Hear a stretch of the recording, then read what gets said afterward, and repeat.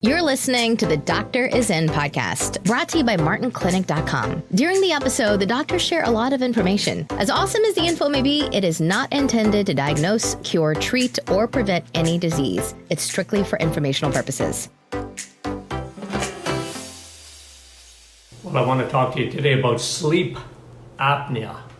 25 million Americans have been diagnosed with sleep apnea. Incredible numbers. I look back at my practice and I go, sleep apnea. In the 1970s, I mean, obviously it was around, but who ever heard of it, right? So today it's an epidemic. So I just want to talk to you about what the cause is and what's happening. Why do we see so much sleep apnea? Think of it. An estimated 25 million Americans, and yet when you think about it, a lot of people probably have it and they don't even know it. So they've never been treated for it, never been officially diagnosed, but it is a very common problem. I want to talk about it and what is the cause of it, okay? So sleep apnea. Apnea is when you literally stop breathing for over 10 seconds when you're sleeping, okay? So it's got to be, whenever they do the sleep test and they hook you up to all these machines, you're overnight at a sleep center and they diagnose it by the amount of times that you literally stop breathing over 10 seconds. And I remember patients telling me that 60, 80 times in the nighttime, they literally would stop breathing. So that's what apnea means, okay? It just means it's gone over 10 seconds and you literally have stopped breathing. But what causes that, okay? And so if you Google it, you'll see, apnea, the cause of apnea is a decrease in the airways to your brain. That's what causes it. And but that's not what causes sleep apnea. That is an effect of sleep apnea. It's certainly what causes the fatigue, the next day, moodiness, short-term memory loss, and you're very uncomfortable. There's actually a disorder that of sleep apnea is where your energy levels. Daytime sleepiness, they call it. You're exhausted and people fall asleep at the wheel even because of sleep apnea. But again, we know what it is. It's literally stop breathing at nighttime, but caused by the airways to your brain. You're not getting enough oxygen. You're not making enough oxygen going up into the brain.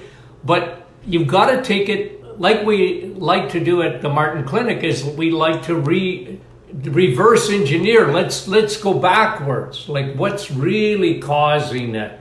It's not, why do we see so much of it today? So I want you to think about that. Like why so much today? Why is it an epidemic today? And I don't use that word lightly. It's an epidemic today. And why is it that in sleep apnea that people that are diagnosed with sleep apnea are 5 times more likely to have a heart attack? They're several times more likely to die of cancer, heart disease, cancer, Alzheimer's are, when you look at the population of sleep apnea, their risks of these diseases go right through the roof. And when they do autopsies, they see that they have massive amounts of atherosclerosis and hardening of the arteries. Their calcium score is through the roof. But again, let's go backwards. Let's bring this back to a modern day phenomenon, and that is elevated insulin. Elevated insulin. So guys, it's food. It's food because insulin is a food hormone. You never have to worry about insulin if you didn't have to eat. Insulin is a food hormone, and you need insulin. Insulin has a job to do. Insulin is, your pancreas secretes insulin, and you can't live without insulin, and thank God for insulin. But at the end of the day, you have to understand that sleep apnea doesn't come from, I got a decrease in my passages between my trachea and my brain. There is a decrease in the airflow, but it's due to inflammation caused by insulin, and more particular, insulin resistance. So it's the diet, it's food. If you're a carboholic, put your hand up. My name is Tony and I'm a carboholic.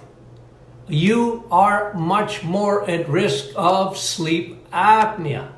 And this is very, very significant because, again, the same resistance, when you're eating crappy carbohydrates and sugars, and the population lives on carbs, and they live on, and look, I don't want to be negative, but when you talk about, vegans and vegetarians, which is a huge, huge phenomenon today. I mean, it's the new religion, in my opinion. But the problem with that is they live on carbs.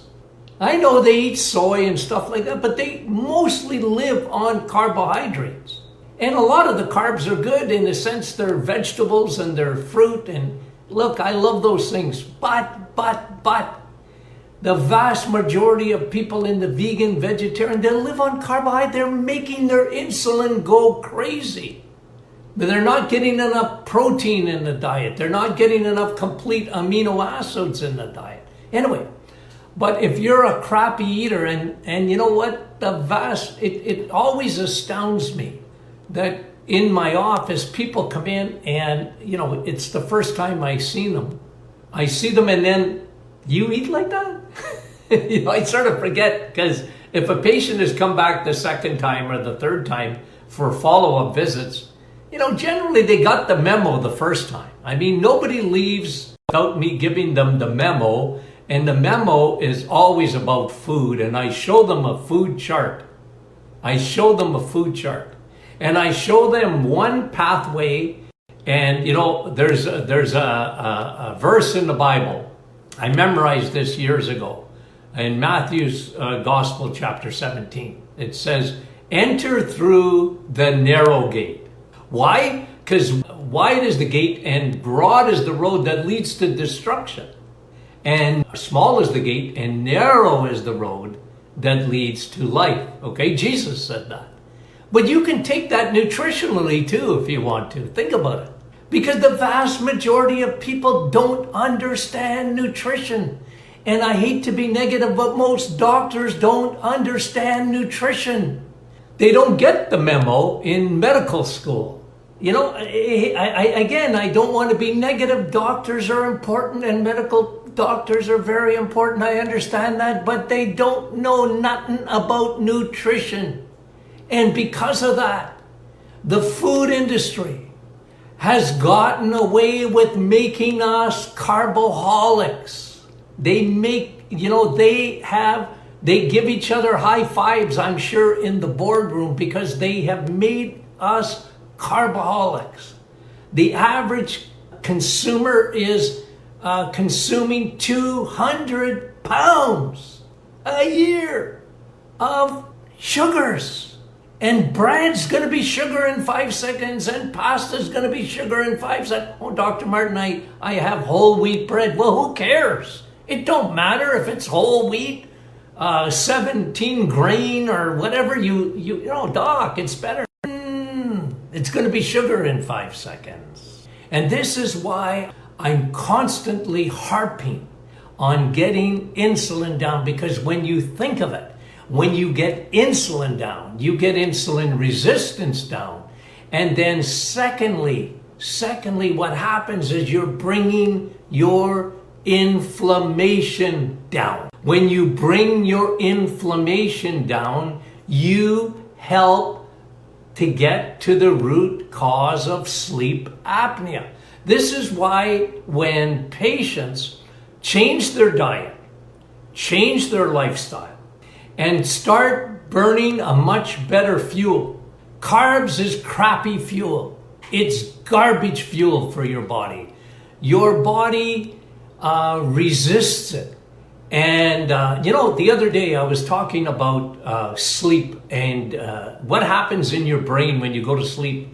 I taught, if you want to go back to another video, I talked about microglia. Microglia.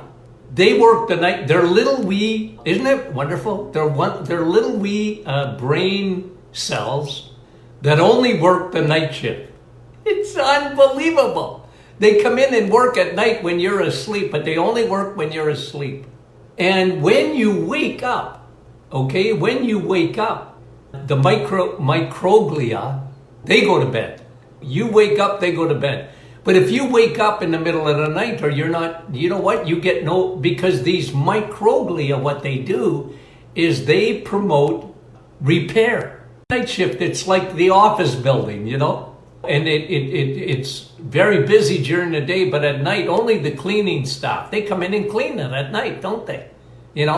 And that's what your brain does to itself. It's called your microglia, these little cells, and they get in your brain and they clean up, but not if you're not sleeping, not if you have sleep apnea, if your inflammation levels are high, your airway, the oxygen going up into the brain is diminished, and therefore you're not getting into that recuperative sleep. Microglia do not get a chance to do they will not get a chance to do their repair. They take heavy metals out, they take debris out. Imagine, they detox your brain when you're sleeping.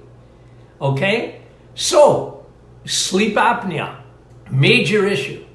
We know its cause. It's not rocket science. It's not a lack of the machine. The machine they put over your face and you go to sleep with it? And listen, don't misquote me. I'm not against, if you have sleep apnea, for sure use the machine until you get rid of it. Not the machine until you get rid of the sleep apnea. Thousands and thousands and thousands of patients over the years have gotten rid of sleep apnea because they lowered their insulin. They changed their diet. It's so incredible. Think about it. And so this is why I'm talking to you about this, because it is an important topic for sure. Because what are they saying now? 70% of the population do not get a recuperative sleep, never get a good sleep. And I talked about this again, how women are very much even more affected than men. Men get sleep apnea, but women have all sorts of sleep issues, mainly because of hormonal issues like cortisol and extra elevated estrogen compared to their progesterone. This can have a major influence on your sleep. And this is why women that have slept well all their lives and then they get menopausal or perimenopausal even, there's a fluctuation in their hormones and then they don't sleep as well. So let's just talk for a few minutes here about what to do, okay? What to do. And the key is number one, lower insulin resistance. How do you do that? Diet. Change your habits. It takes 3 weeks to form a habit, 6 weeks to cement that habit into your life. It takes 3 weeks. That's how much psychology I took in university. I learned that. I learned human behavior. 3 weeks, you form a habit. 6 weeks, you cement that habit. And it becomes part of your life.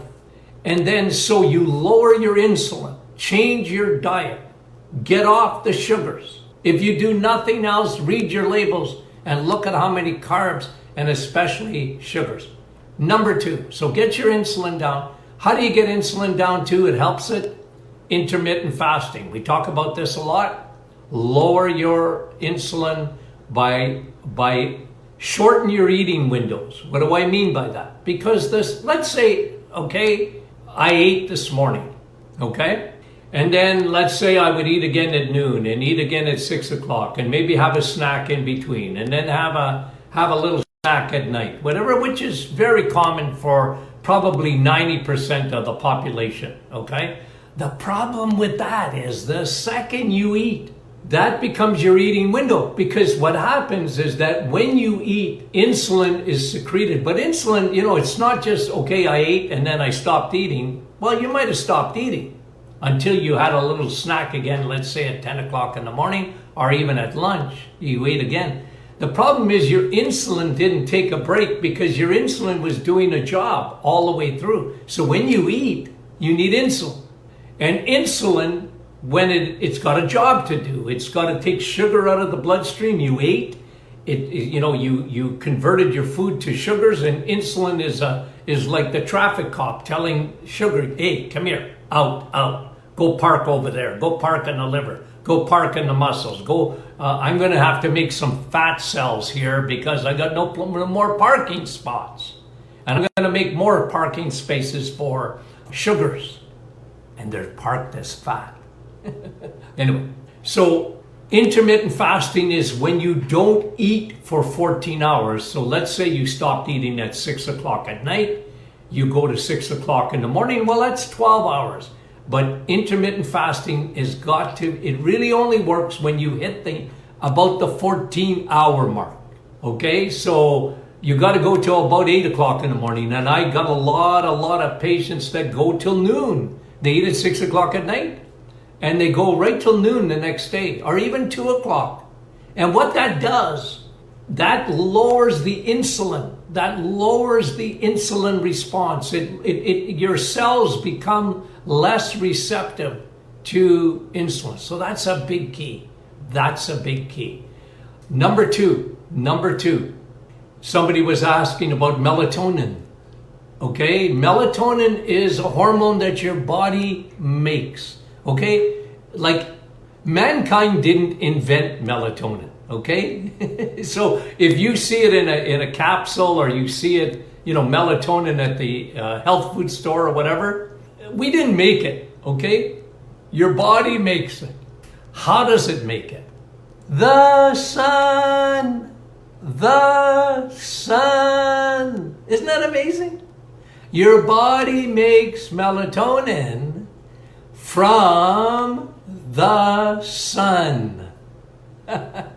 Yeah, that's why usually you sleep better when you've exposed yourself to 20, 30, 40 minutes of sun, because you're elevating your melatonin. Now, a lot of people have trouble because they have low levels of melatonin, because they have low levels of vitamin D. You see the importance of vitamin D, and vitamin D is very anti-inflammatory. The sun is very anti-inflammatory, and it's so good for sleep apnea. Okay? It lowers all marks of inflammation. So change your diet. If you can, implement intermittent fasting. Shorten your windows of eating. Understand how insulin works. That it will work all day long if you're snacking. If you have a snack before going to bed, and some people have to, I understand that. But it's amazing how you can change habits, and you can change your body if you change fuels, okay? Thirdly, so we talked about vitamin D. It's very important to get vitamin D. Thirdly, because that vitamin D lowers all markers of inflammation. Thirdly, get your cortisol down. Get your cortisol down. That's your stress hormone. Get your stress hormone down. Because if you don't sleep, your cortisol is going to go up. If your cortisol goes up, you won't sleep. Because cortisol is secreted by what we call the circadian rhythm of your body. You wake up in the morning, your cortisol is going to be at its highest level. It's getting you going. And then, as even about noon, it starts to come down a little bit. And as the day progresses, it slowly decreases. So, hey, I'm tired. I'm going to bed. That's the way it should be. But what if you don't sleep? What if you can't fall asleep? What if you can't stay asleep? These things are important to understand. So, change the diet. Watch your carbs. Guys, you know me. I'm constantly preaching the same thing. It's because it's true. I've proven it again to thousands of patients. They sleep better when their insulin is down because it lowers all markers of inflammation. Their brain clears up because they let their microglia come in and work the night shift and clean out the brain and clean out the debris and lower the inflammation. This is what microglia do, but they don't work if you're awake. They only come in at night. It's amazing how the body is made. So I wanted to do a little bit of that teaching this day, so share it with your friends. You've reached the end of another Doctor is In podcast with your hosts, Dr. Martin Jr. and Sr. Be sure to catch our next episode, and thanks for listening.